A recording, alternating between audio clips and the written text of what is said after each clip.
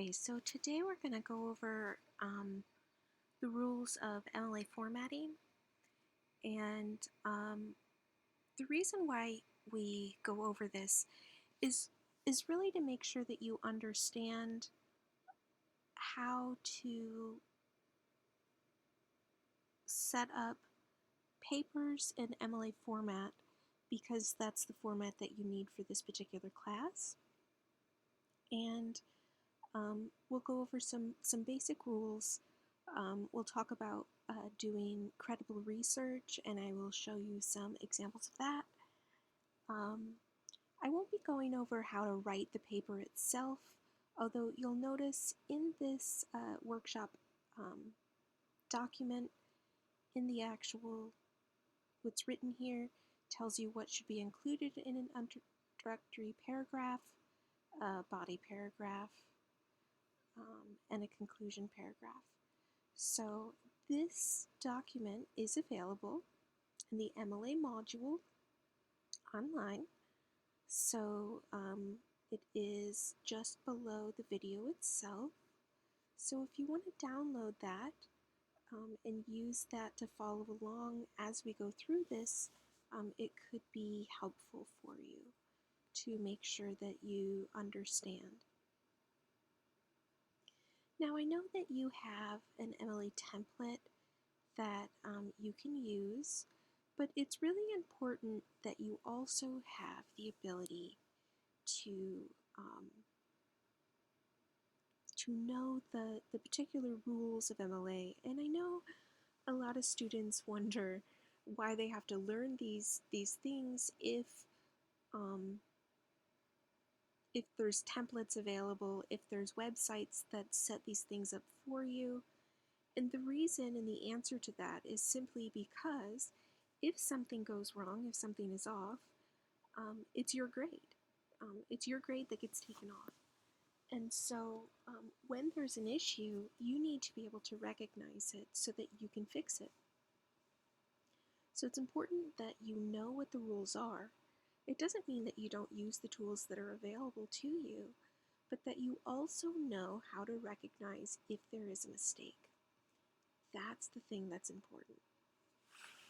So some of the basic rules are going to be the actual margins. So if we go to layout and you see the margins, they should be the normal margins, 1 inch all the way around.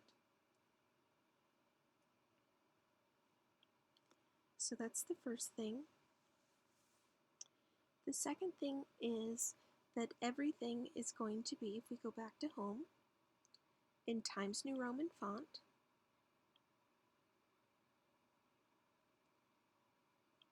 It will be 12 point.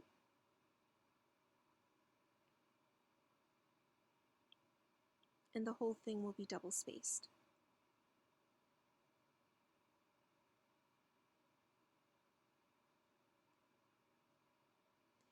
In a traditional MLA paper, there is no cover sheet. Now, when a professor requests one or states that one is required, of course you always follow the rules that are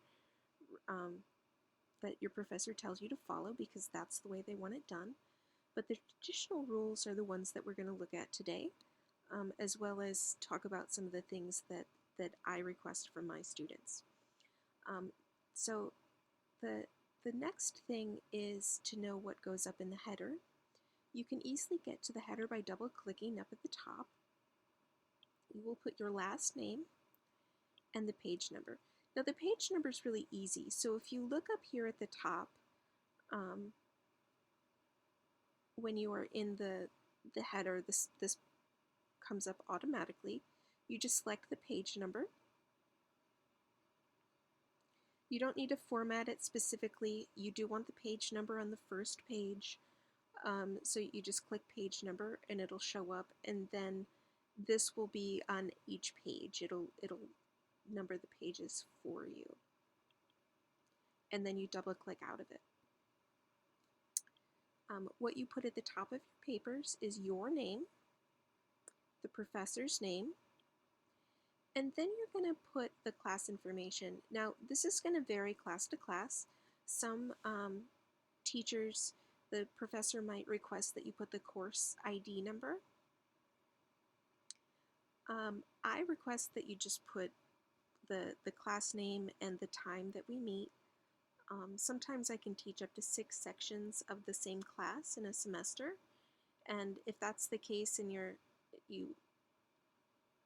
paper gets downloaded, and it makes it so much easier for me when I am grading them offline, which happens every once in a while, to be able to then input those grades a lot faster and more efficiently so that I can keep them organized easily. So this is what I request from my students. So again, you always want the person grading them to be happy, and so you do what the person that's grading them requests. And then you put the date that you wrote it. So that is what the 4 lines here are for. And then you put the title. The title is going to be center spaced. Notice how it's still just in 12-point font. It's not bold, it's not italic, it's not underlined. The only thing that allows us to see that it's the title is the fact that it's center spaced, and everything else is left center justified. So this is where the title goes. Now you should have kind of a witty title, something interesting that'll catch the eye, something that is easily remembered by the person instead of something basic, because this is the first thing that will introduce your topic to the person reading it. And then you will be writing the paper. Now, from my point of view, when we talk about MLA, what I care most about is that you don't accidentally plagiarize. And so that's really what the workshop is about, is how to do citations. Both the in-text citations, which include parenthetical citations. Parenthetical just means parentheses, where you put the citation in parentheses, or a signal phrase, where you use a phrase to state the source that you're using. Now notice both of these are names of the person that you'll find on the works cited page. So the in-text citation will go along directly with your works cited page. Both are equally important. The in-text citation tells the reader where to look on the works cited page, and the works cited page has the extra information necessary to be able to then go and do further research or verify the information provided. So that's why both of them are equally important to avoid plagiarism. And for that reason, if you do not include them, one or the other, you will get an automatic 0 on your paper, because it is equivalent to cheating. It is plagiarism if you don't include one or the other. So I want to make sure you understand that. That's number 1. Number 2 is how to do the in-text citations. So the first one here is for Wells. Wells states that citations are crucial to writing a paper. Now again, the citation is not the fact that it's in quotes. The citation is citing where you got the information from, the source itself. And so the thing here that is really important is that a lot of times when you guys do research, you'll be looking up a lot of information, and you'll find a quote and you think that that's an excellent quote. Now, first of all, sometimes students will choose a quote that's like 3 or 4 sentences long, even though only one of those sentences is really appropriate for their topic. And so it's important that you really are specific if you're going to use a quote, that it is appropriate and that it is not easily paraphrased. Because if it can be easily paraphrased, then you just put it in your own words. But if it is essential that it stays in the words of the person who wrote it, then you take that quote. My rules for papers for my students is that they shouldn't have more than 2 or 3 quotes, meaning usually more than 3 sentences in a paper that are cited, that aren't in their own words. And then that way that ensures that more than 90% of the paper is in their own writing. So not only do you then use that quote, but then here Wells then goes on to explain that you're going to use a quote and then you also want to explain the citation in your own words. So it's important that you're using that quote and then putting it in context. Because what happens is you've been doing a lot of research, you find the quote, you think it fits perfectly, it makes perfect sense to your mind because you're so entrenched in the topic. But you have to remember that you're introducing this concept, you're introducing this topic to the reader for the first time. And so they're not going to understand how well it fits without some additional context. And so it's essential that you then explain it. So a quote without an explanation never seems to actually fit a paper. So make sure that you do that. So that is really, really important. That's one thing I can't stress enough. That's something that is usually missed. And when that's missed, it often makes it look like that quote that you added that you think is perfect, and it possibly is, doesn't seem to fit the paper the way that you think it does. And so keep in mind that the rest of this information is all from this Wells source. But because we've already cited it here, we can go on, and as the reader continues, they can assume that since it's still a part of the same paragraph, and you haven't introduced a different source, that it will still continue to be from the same source. Now, if you move down to the next paragraph and you're still working from the same source, you would have to then cite him again. So you don't have to cite it every sentence. As long as you're in the same paragraph, you can continue to write from that source, meaning writing in your own words information from that source. But you want to make sure that if, say, we introduce another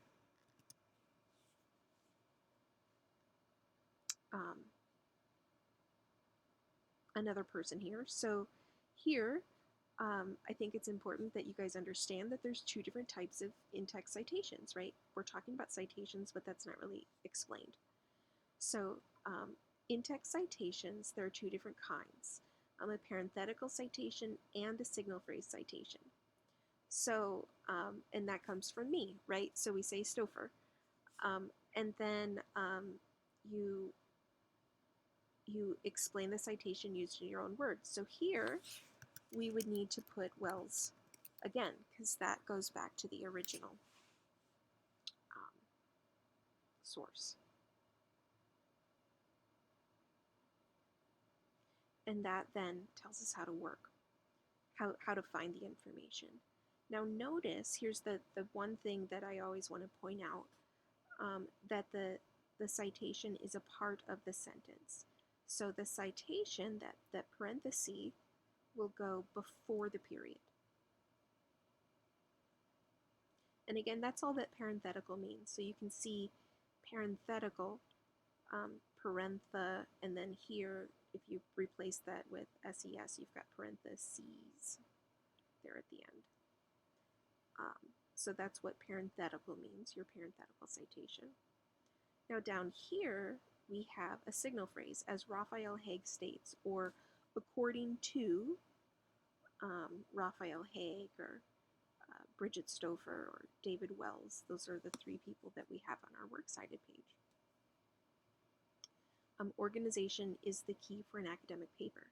Now notice this is not in quotations. This is in been paraphrased, but the information was still provided by Raphael Haig, so it's important that it's still cited.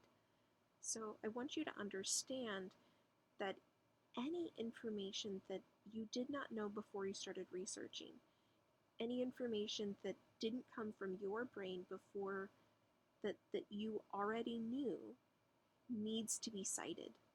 Even if that means that, especially if you're researching a topic you have never researched before, that might mean that almost every sentence comes from a source. And that's okay. Because you're, again, remember, if this paragraph had 4 more sentences and all 4 of those sentences came from the same source, you wouldn't have to continue to cite them again and again. And oftentimes, because of the way that we organize a paper, your information from one source will kind of be organized into one paragraph. So that's kind of how the in-text citations, those are your 2 different choices. The signal phrase will always be the author's name, not the title, unless you don't have an author's name.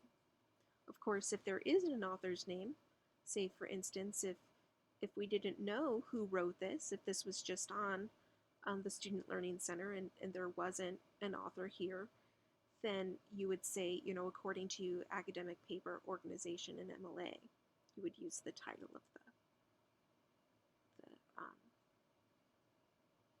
the article instead, because that's the first thing you're going to find on the works cited page. So that's how that works. As you can see here, this is kind of how the works cited page is set up. Notice here the URL that has not been broken. Now in traditional MLA, you do break the URL, meaning that it's not clickable. But for me, I prefer all of the websites to be clickable because my students submit everything online now. So it makes it a lot easier to click on a website. Now, of course, I'm not going to click on this one because, as you can see, if you read it, it's a made-up website that was made specifically for this this workshop. But I find that when my students would write a paper and print it out and turn it in, of course I wanted it in the traditional format where they would break the URL, meaning that it wouldn't be in blue and it wouldn't be underlined. But since we now are turning things in and submitting them online, it makes it a lot easier if I want to go on and look on a website. If, say, some of your information seems a little bit unclear and I need to explain something to you, it's a lot easier if I can go to that website quickly and find the information and help you to understand maybe where you got something wrong. And so it just makes my life a little bit easier. And so since we submit things online, I ask students to keep the URL in there. But that's really up to the professor, so that's always a good question to ask your professor nowadays, if they want that, if they want the URL broken or not on your works cited pages. One of the things that can be unique to writing about art is that it can be quite possible to talk to somebody about the art, and in that case you will do what you will be citing an interview. If you're asking somebody questions, that can be cited. Of course, you want somebody who's going to be an expert. You're not going to be asking some random person. But if you go to a museum, there will be people there that volunteer that, say, are a docent, who volunteer their time to answer questions about art, and they are experts in the field, that are just there, that are, have been trained, that are experts that can answer questions. I've even had students that have been able to track down artists to ask them questions. And so just so that you know, this is kind of how you would do it. It could be a personal interview, meaning that you've emailed them in person. That's what that word person means. Telephone, if you've interviewed them over the phone. You could do an email interview where you email them the questions and then they email you back. But it's super simple. You put their name, you put what type of interview it was and the date of it. So if you do go to a museum, you do ask somebody some questions. Make sure you get their full name because you can use that as one of your sources. One of the things that you will need to do, one of the things that is necessary, since you will be writing about artwork, is that you will have to always cite the image that you're writing about. Now this is going to become important on the final paper. So what happens with the final paper is that in the quarantine situation, I give you a couple different options. Sometimes students will still go out in public and they might go to a museum, but more likely they might see a public artwork. And if that's the case, you would use you would cite the original because you saw the original artwork. And you can take a photograph of the original artwork and you can use that photograph in the paper. If you are using an image from online because you're using one of the virtual tours that we have done in the class, one of those museums from the virtual tour for the paper, which is one of the options. You will use B to cite the artwork because you'll be citing the museum's website where you selected the artwork from. And then the third one would be a reproduction. Now this is where you would see the image in, say, a textbook. And if you, the other option that I do provide students is if you want to select an image from the art history section of the textbook. And again, we'll get into more details about this when we talk about the assignment. But if you were to choose an image from the textbook, you would choose the reproduction or the print. And so, because you're looking at a printed image of the artwork, and that's what you're using to do the assignment from. So you either are going to do the assignment from the original, from a website, or from the printed image in the textbook. And so that's why you would choose one of these, and that's how you would cite your artwork on your works cited page. So this is really important. It's important to understand that, and it's important to note which one you would do when it comes time. Now, one of the things that I like to do with students is kind of to practice actually doing a citation from a website. So I like to bring the website up, and so I chose a nice fun website for us, the real reason Van Gogh sliced off his ear. I'd like to make this smaller. So I'm trying to get it so that we can see both of them at the same time. I think I did this successfully. Okay. So if I bring this in just a hair. Very good. All right. So the first thing we need to do is find the name of the author. And so this is when you create it from a website or a web page. And so here, it's important that we find the information. Now, the author of the article's name could be found at the top here somewhere. You have to kind of search for it.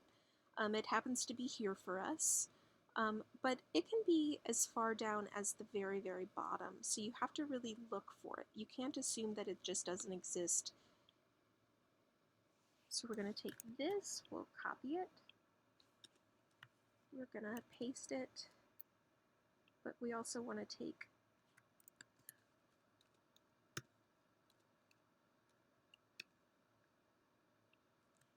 so last name goes first, comma, first name, period. Now, a lot of students get really confused about the periods and the commas, so I'm going to explain this.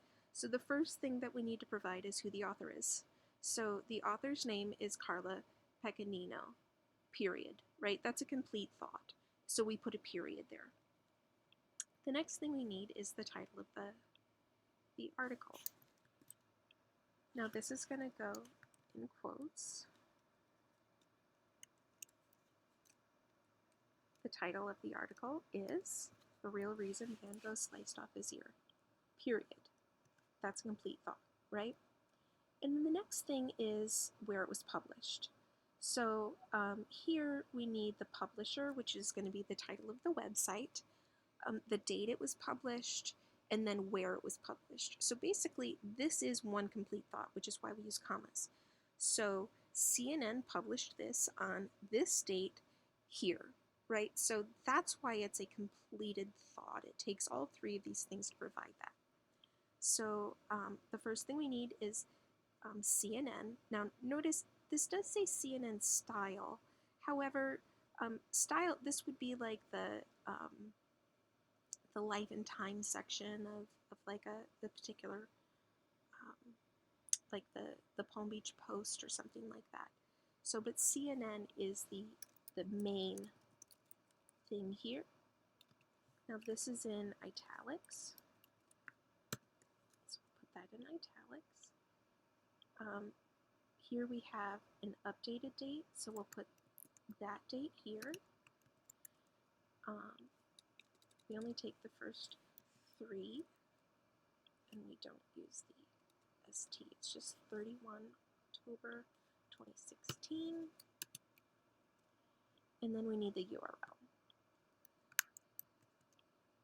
And paste, period. Now, we need to get this into the proper format, so we are going to put it in Times New Roman, 12-point font. It needs to be double-spaced, and it needs to be black, right? Because some of it wasn't black. Now, here's the tricky thing. We need a hanging indent, meaning that the second, third, or any line after the first line needs to be over 5 spaces, needs to be over 1/2 of an inch. And in Word, this is tricky. If you're a Mac user and you use Pages, it's not going to matter because you can just use your tab. But in Word, this is not something that you can just do. So what we have to do is we have to right-click and go to Paragraph.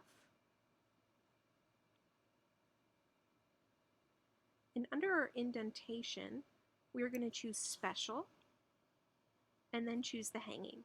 So notice the hanging means that it's going to move over that 1/2 of an inch, so that'll be everything but the first line. So if I click OK, it'll do that. Now, so what happens is if you do your entire Works Cited page and you wait and then you just do it once instead of having to do it over and over again. And then that's what it looks like. So that becomes our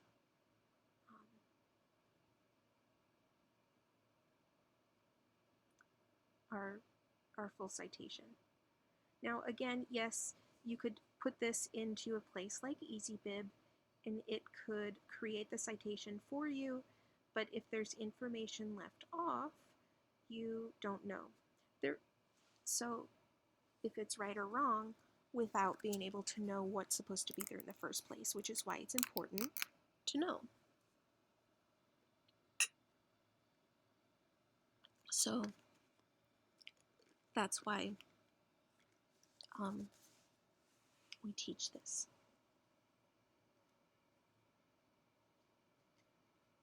So next we're going to try a citation without an author listed. This is about Van Gogh as well. And so this is very simple. You literally just start after the author. So the first thing we need is the title.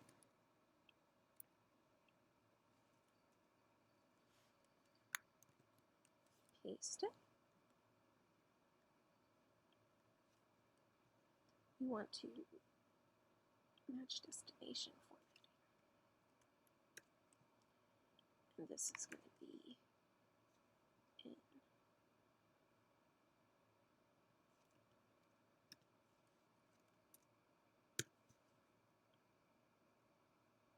quotes. And this is a completed thought, so we put a period. And then we need the title of the website, which is Van Gogh Gallery. And you can tell because it is vangoghgallery.com up here.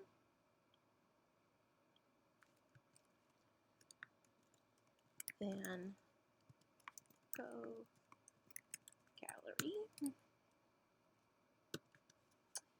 And then the publisher, if we scroll down to the bottom,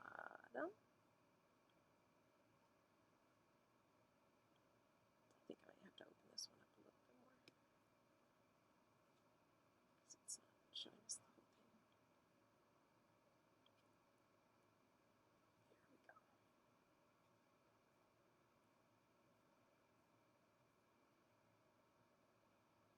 So let's go to About Us.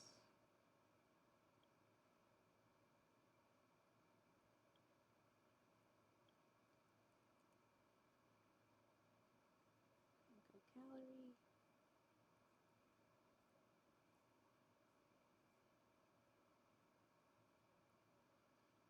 And notice this is the Van Gogh Gallery blog.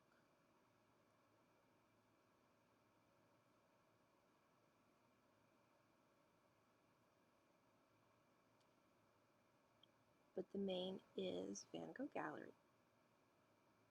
So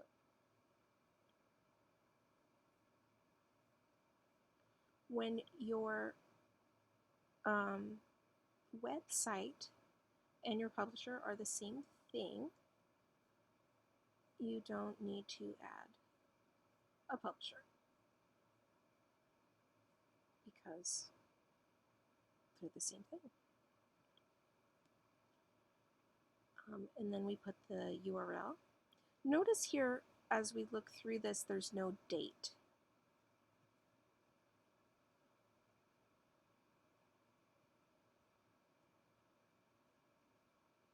When it was published, when it was updated. We don't have a published date on the website. So here we have the published date, right? And this is the date it was published, or updated would be the newest publishing date. So when we don't have that, instead of putting the date before the URL,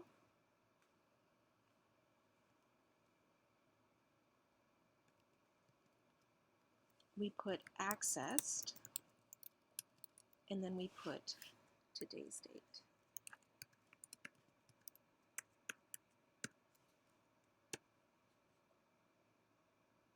So notice Van Gogh Gallery and the website is a completed thought.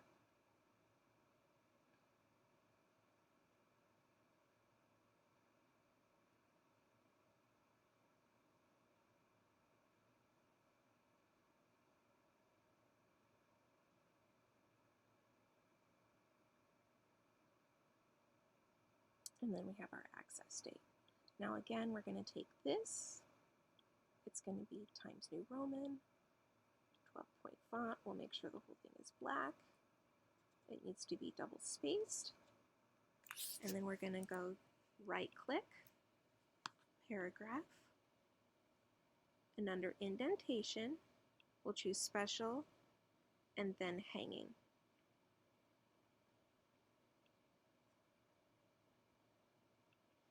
Now, one thing though is this is in all caps. Now, I realize that it is in all caps here, but that has to do with the font that they chose to use for this more than likely. So one of the things that we do, because on the Works Cited page, we're not going to want that. So this is the one thing that you would change. You can keep the first letter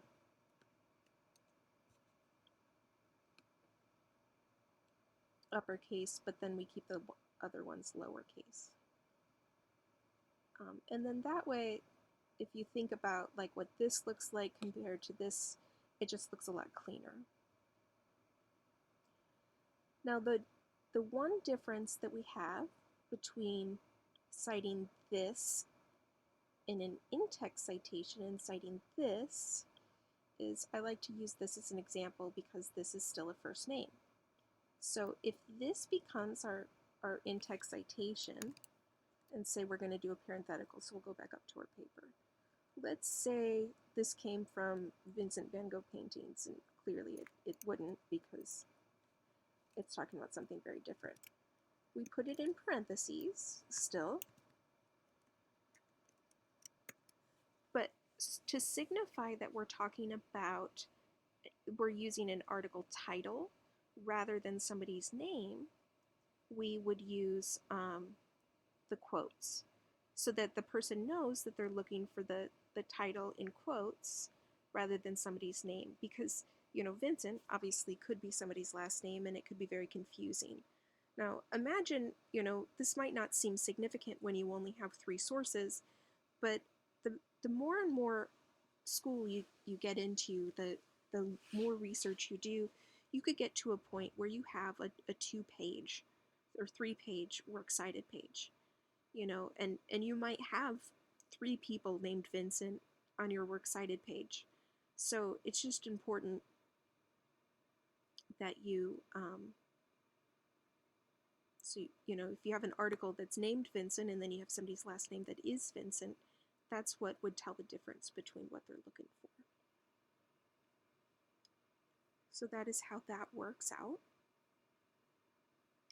Now, because a lot of us are using ebooks today, and yet you're taught in school how to cite a textbook instead, or a physical book. Ebooks are cited very closely to a physical book, and I've provided all of the information here. We've provided, you basically are just adding ebook at the end in here to dictate what it is that you're looking at.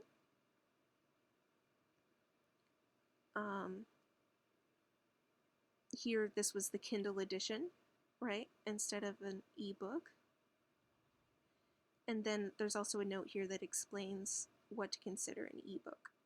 So I just wanted to show you this because I know a lot of you are using your textbook that is an ebook that's online, so that way you know how to cite it a tiny bit differently than you would a textbook. So that is that information. The next thing that I wanted to go over is just how to determine credibility. Credibility is something that is extremely important. And that's really the reason why we do research in the first place. Nobody's really sat you down and probably explained this to you, but the reason why you need to do research, the reason why you need sources and you need to cite them properly, is because you're just not a credible source yet. It doesn't mean you won't be. Chances are you'll all become a credible source in one field. You're all working to become an expert at something, right? That's why we're in school. But you're not there yet. And, for instance, I'm an expert in the arts, and you guys are learning how to analyze artwork, and you'll need to do some research to do so. And even when I analyze artwork, if I'm providing context, of course, I have to use research. But if I'm just talking about the elements and principles and things like that, in fact, like, for an example, writing a textbook for art appreciation, that's part of something that I'm doing in there, is that when I'm talking about the elements and principles, a lot of that doesn't require source material because it's all coming from my own mind at this point, because I've been dealing with the information just for so long, because I am an expert in this field now. But you want to become a credible source, and the reason why plagiarism is taken so seriously is because you don't want your credibility to be taken away before you can even become credible. And so that's what plagiarism is. It's why it has such serious consequences. It's why it can get you blacklisted from schools and things like that, because you want to maintain your credibility until you get to a point where you get to become the source for someone else. And by doing research and providing valid, credible sources, that's how you do so. So how do you do so? There's a couple different ways. Of course, you can always do research on the databases provided through the library system. And we're going to look at those here in a moment. But a lot of what we do, and especially in the arts, when you're looking up lesser known artists or lesser known artworks, you're going to have to do internet research. And for me, I call internet research when you have to like go to Google and start looking up information there.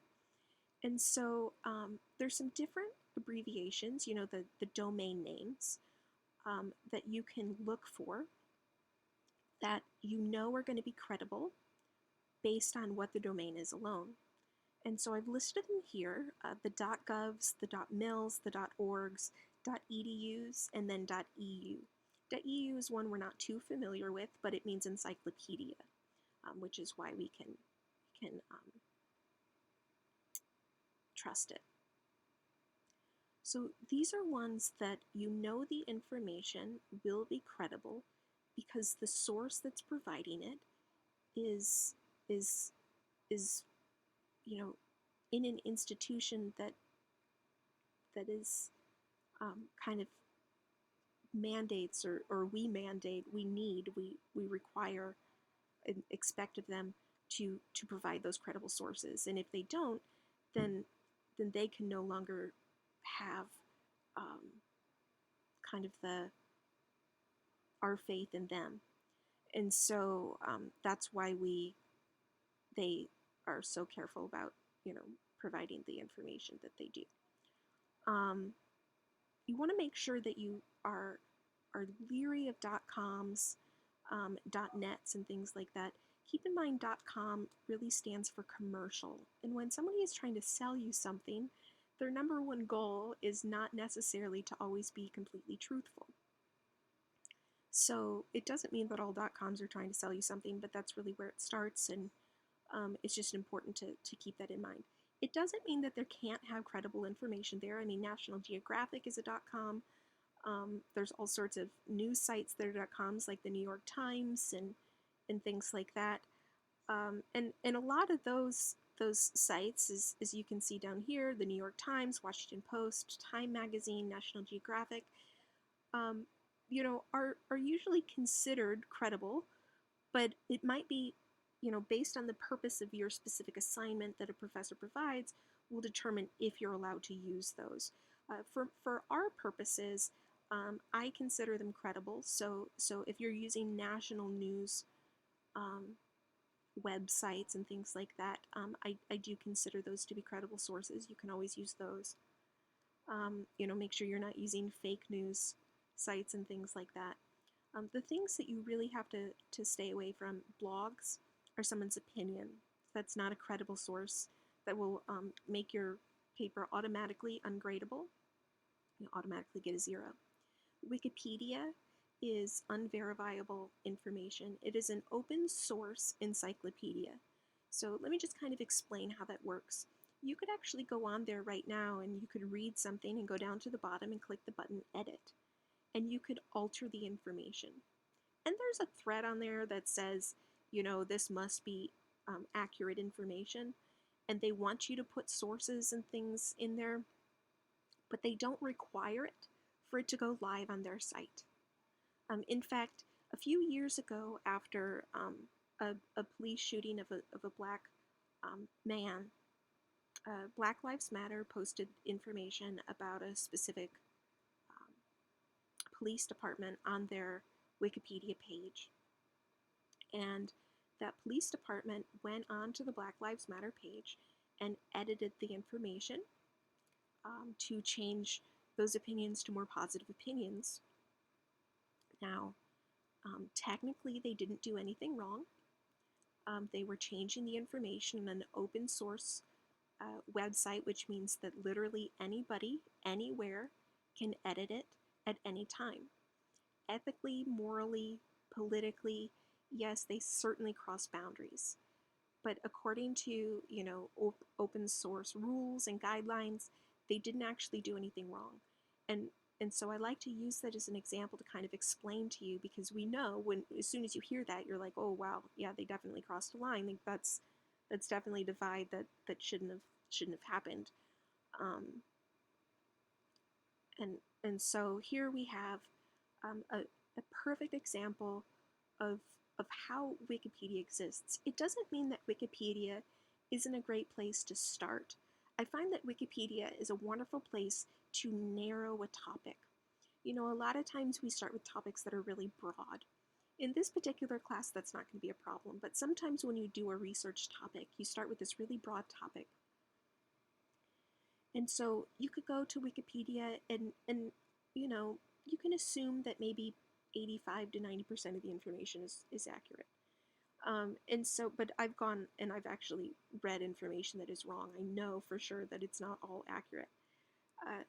But you can go there, you can read information, it can help you narrow a topic down, it can help you to start doing credible research, it can like lead you down a path.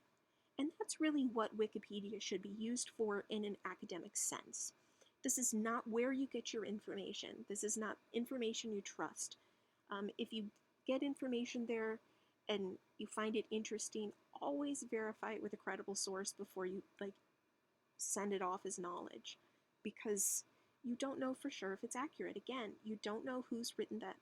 If it's a credible source that's put it out there, it could be anybody, a 5-year-old, who knows how to type words could put it in. So again, that's why nobody allows you to use Wikipedia. And then, of course, the databases provided by the school. One of the places that students often forget, and this becomes a treasure trove in the arts, is YouTube. YouTube has tons of different interviews of artists or art experts that will talk about their work, about the movement, about all sorts of things that will help inform a paper. And those are definitely sources that you can certainly use. And so I always tell students, to definitely consider that, because you might be able to get firsthand information from a deceased artist, or from an expert who knew who that artist was, rather than just reading an article about it. Sometimes the information can come off in a more interesting way.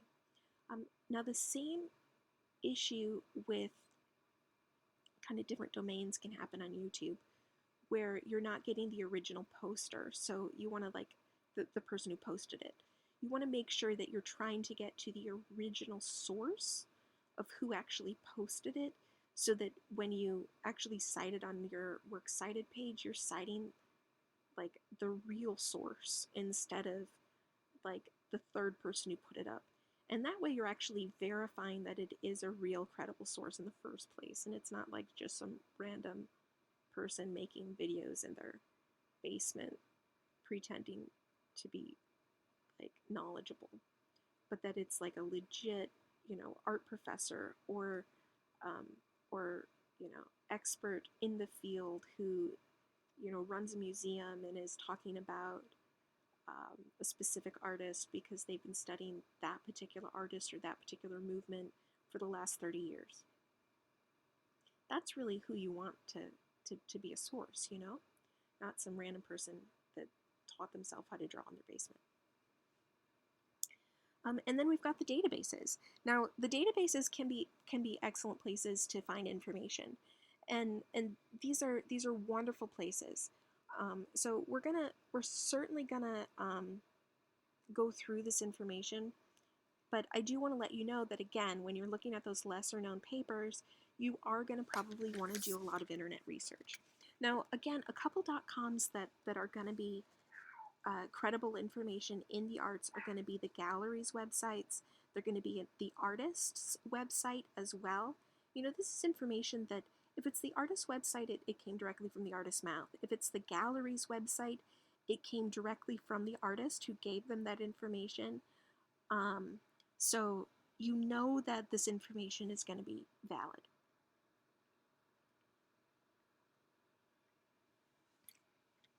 I also have some basic rules in here so that you can kind of go through them. And then I also have an image here to show you this is the proper way to do it in MLA. If you put an image in, you should label them as figures. So you have figure 1, figure 2, and it includes a caption underneath it. And so that you can explain how, explain something about the artwork, but this will also then, like, you can include like the title of the artwork,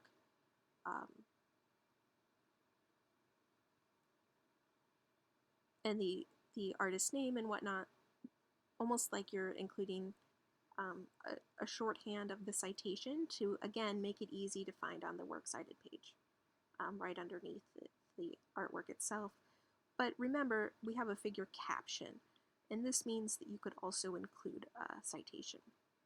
Now, the way that I like to do this in Word, and I find that this is the best way to do it, and so I always like to teach students this because it makes it really easy to stay organized, is to insert a text box. So now, if I draw a text, when I want to do an image, I draw a text box.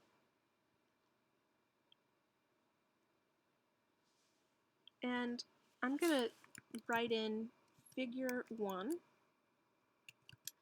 Van Gogh sunflowers.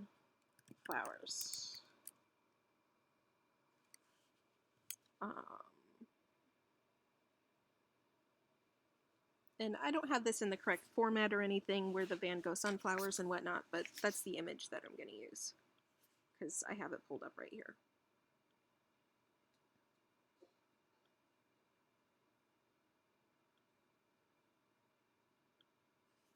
So if we say Vincent Van Gogh, sunflowers, and then I can drag this in and put it right before here. I'll make this slightly smaller.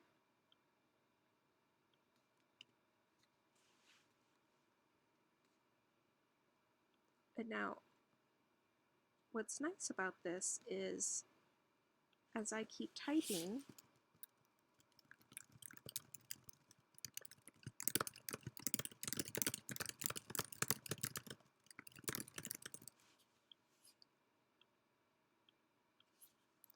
oh, it didn't do it. Hold on a second.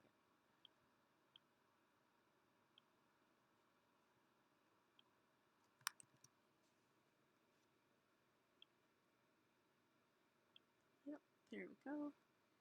And bring to there we go. Now.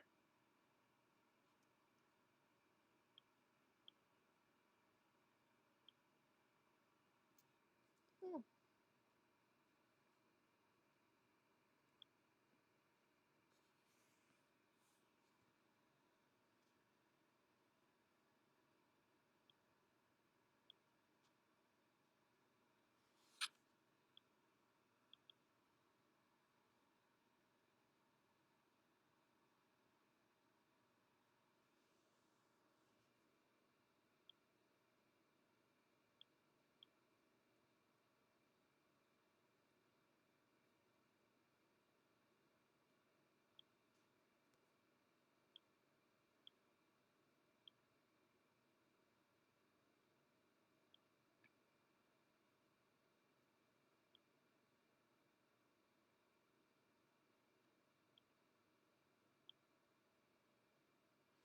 And it should, as we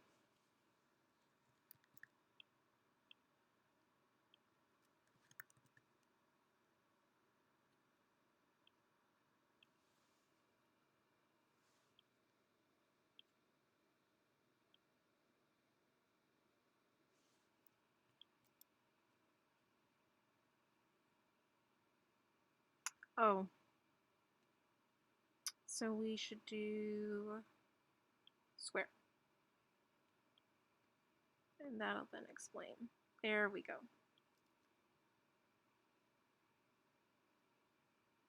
Sorry, this just got updated and I was trying, usually this is the default. It defaults it to do this, but um, so so what's nice is then you've got your caption underneath it, and it will continually stay with it at all times. Um, Whereas if you don't put it in a text box, then that's where like sometimes the image jumps on you and you get issues with that, or um, you have trouble with keeping the caption right underneath it. But if you keep it in the text box, it makes it really easy. Now, I could then go on and actually add a sentence or two to explain what I'm trying to say about this particular artwork. This is the painting described at right.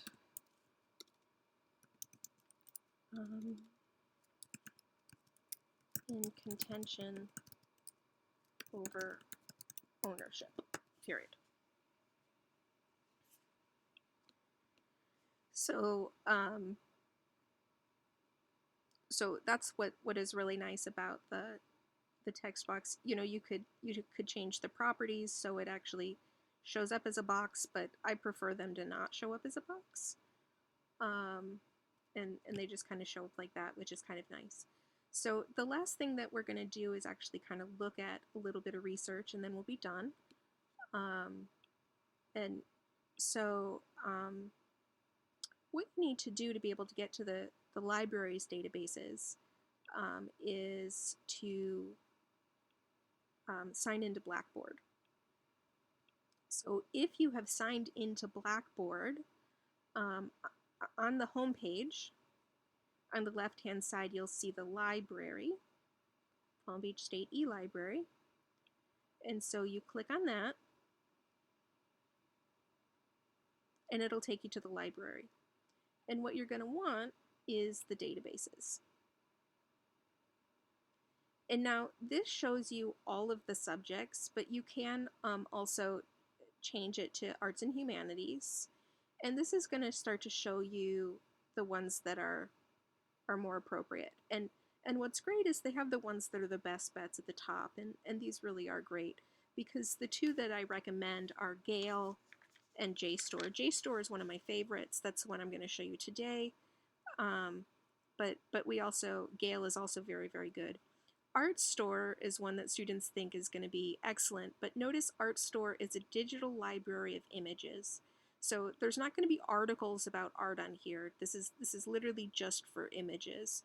Whereas notice we've got ArtStore for images, JSTOR for journals. So this is like journal articles that you're going to find here.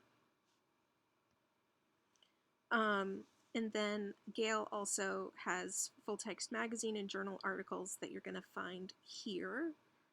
And so these are the two that I recommend the most. Now we're going to look at JSTOR. So if I click here, it'll take me directly to JSTOR, which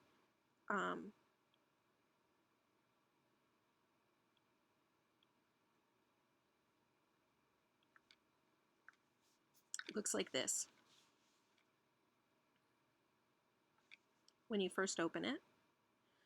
I recommend you always go to advanced search. And the reason for this is because you want to make sure that you're only searching for content you can access.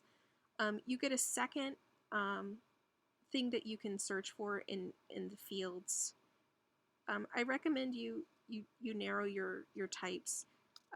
Search for articles. If you really want to read books, you can choose books as well. But what you don't want are reviews.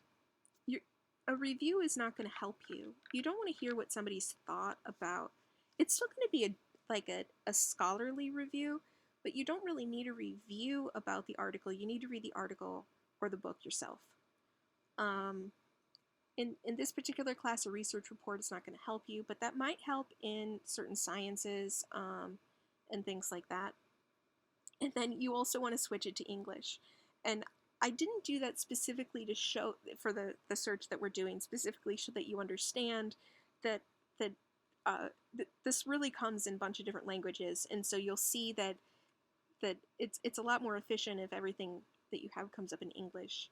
The publication dates isn't important in art because really um, it's not about like the newest concepts really when it comes to art history. A lot of times once something is kind of accepted in art history, that's kind of the way things work.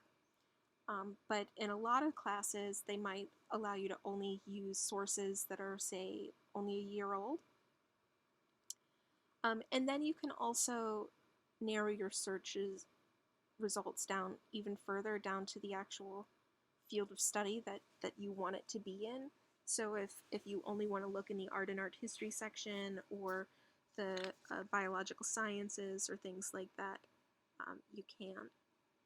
And then you just scroll down and you click search. So, so that's the advanced search. Now I searched for Van Gogh here. And I just want to show you, we've got several things here that are not in English.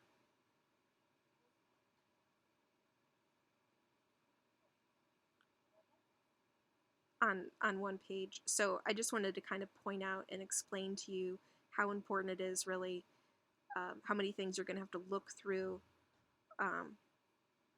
if you don't do that. Now,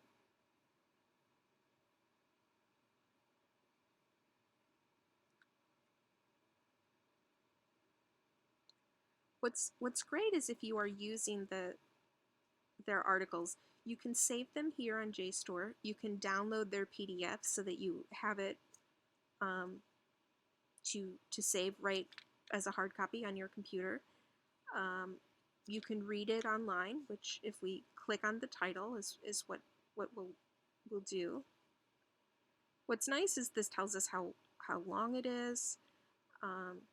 And then also it provides a stable URL, which is really nice because this is going to provide us the URL that we're obviously going to want on like a works cited page. But here I can download it, I can save it. But if I realize that this is something that I'm probably going to use, I can also cite the item. Now I can copy the MLA, but I recommend RefWorks. Now again, EasyBib is one that a lot of students are familiar with, but EasyBib fills in all the information and then it creates it from a website, and it's not is easily verified. RefWorks is something you have a free access to with the school, and so RefWorks is what I recommend. So I'm going to export it to RefWorks, and it is in my databases. All my references are now saved. So let's go ahead and take a look at all my references here. And so we've got all sorts of things that are saved. What's great is not only do we have this, I can also add something. And so the reason why I like RefWorks more than I like EasyBib is because if I need to cite something, and especially for us, we need to cite an image, right? So let's create a reference manually. And we are going to create one from an artwork. And the artwork we're going to cite is Van Gogh's sunflowers.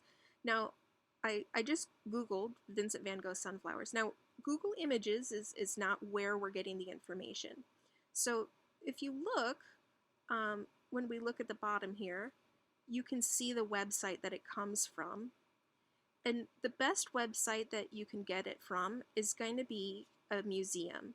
And this Van Gogh Museum is right here, is the very first one. And so that's the one that we are going to select. And so rather than just like looking at it, we're actually going to click on it and it'll take us straight to the website, which I'm sure you guys have already figured out in your experience. But what's great about this is then you also have found another source that could explain information about the artwork.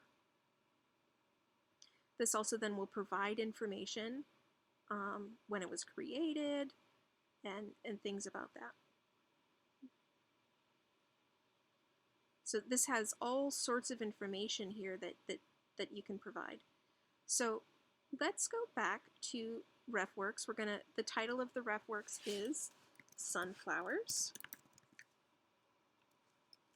Last name, first name, Van Gogh, Vincent.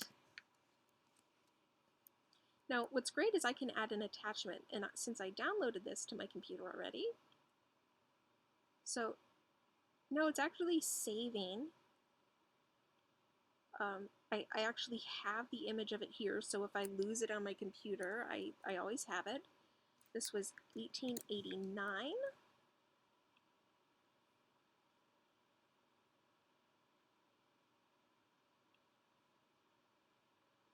And this is the Van Gogh Museum.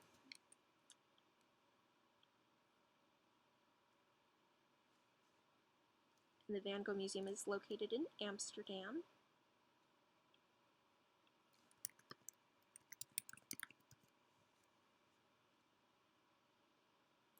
Now we are using an electronic source, so we need to click electronic source. We need to add URL.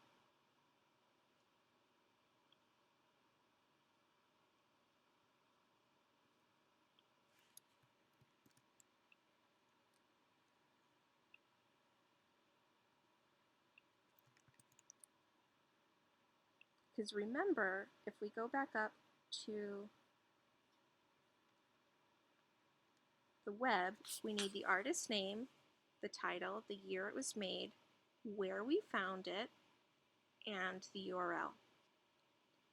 And so sometimes, if it doesn't automatically provide that URL for us, we know that it's electronic, we know that we need to provide a URL, and so now we already have the URL here saved. We know that we have all the information that we'll need, and then we can always pull it back up again. So we can then save.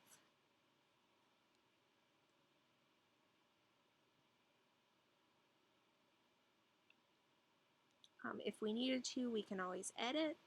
Look, it gives us the option to download the image again if necessary. The URL is here. Everything is provided to us.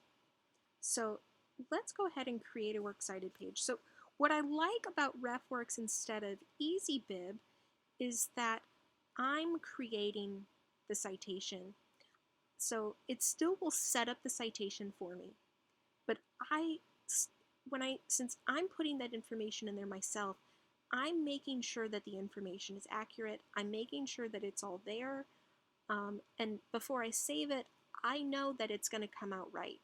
And so I can kind of have a little bit more confidence in that. And that's one of those things that's why I prefer RefWorks. Plus, I really like this about it. So we have some extra sources here that we didn't use, obviously. But let's say we got this one, this one, this one, and this. So those were the 4 that we ended up using. We'll go with all 5 of these. So these were the 5 that we used for the paper that we wrote. So we'll go to Create Bibliography. We choose Create Bibliography. We want the MLA edition. Now, of course, there's all sorts of different things that you can choose here. You can choose all the different institutional styles, the different, like APA, Chicago, all sorts of different styles are in here, but MLA is the one that we use. Notice the works cited page is literally created for you. You copy it to your clipboard. Now I can go in here to the bottom of my page here, and I can add a page, paste, and literally my works cited page is done. Except, notice one thing. It is not in the right font. And again, this is one of those things that it's your job to notice this. So we're going to undo. We're going to paste. So all we do is we highlight it. We choose Times New Roman. We choose 12-point font. We make sure that it's double spaced. And we're done. Our works cited page is finished because we've saved everything to RefWorks along the way. So even the things that we weren't created in RefWorks, we went ahead and we added very conveniently. And that's what's great. You can actually create folders so that, you know, if you have like a Van Gogh, street art, different folders to keep things really organized. But if you get to the point where you literally have, you know, 40 sources, you can't just pull them up again at the end of your paper. So having something like RefWorks is one of those things that you really want to make sure that you have. And so that's why it becomes such an excellent thing to provide. Now notice also the ones that use JSTOR, they automatically use the stable URL so that you can pull it up easily. And so this means that you don't have to be logged into JSTOR to be able to pull it up. You don't have to go through the institution. You can just click on it to use it so anybody can verify the information easily. And that's what I wanted to go over today. So, so if you do have any questions about this, make sure you write them down and ask next class.